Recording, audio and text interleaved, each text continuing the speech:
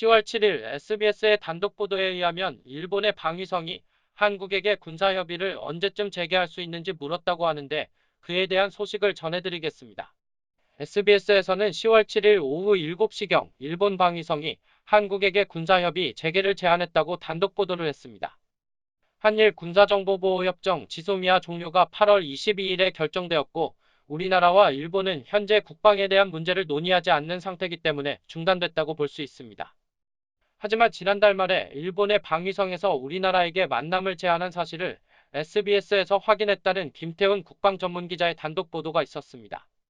지난달 9월 24일에 일본 방위성의 요시노코지 국제정책과장이 주일 한국 대사관에 있는 육군 무관을 방위성 청사로 불렀고 정부 관계자에 따르면 요시노코지 국제정책과장은 한일 군사협의를 언제 다시 진행할 수 있는지를 물었다고 전했습니다.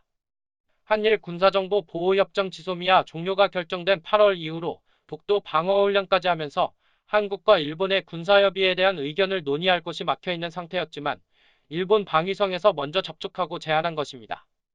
정부 관계자에 의하면 12월부터 논란이 있던 초계기 문제로 인해 갈등이 생긴 이후로 일본의 우발적 충돌을 막기 위해서 실무 협의를 진행하려 했었지만 8월부터 중단된 상태라고 합니다.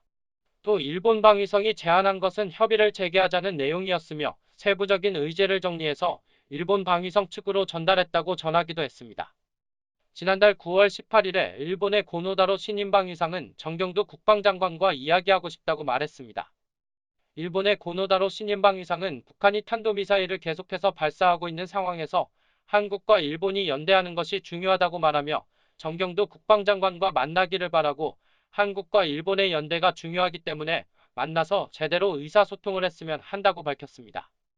고노다로 신임 방위상의 말에 정부에서는 한국과 일본의 경제적 대치 상황과는 다르게 안보에서는 협력을 지속하자는 의도로 파악하고 있다고 합니다. 지난 10월 2일 정경두 국방장관은 국방부 국정감사에서 일본이 전향적으로 지금까지의 입장들을 바꾸고 우리와 좋은 관계를 계속해서 유지했으면 좋겠다는 입장을 표했습니다. 현재 한일 군사정보 보호협정 지소미아는 11월 22일 종료를 앞두고 있습니다. 우리나라 합동참모본부와 일본의 통합망료부의 협의가 순탄하다면 한일 군사정보보호협정 지소미아가 종료되는 11월에 태국에서 진행되는 아세안 확대 국방장관 회의에서 한국과 일본의 국방장관 회담도 열릴 가능성이 있을 것으로 보입니다. 지금까지 살펴봤던 일본 방위성의 군사협정 재개 제안과 관련된 영상을 마치려고 합니다.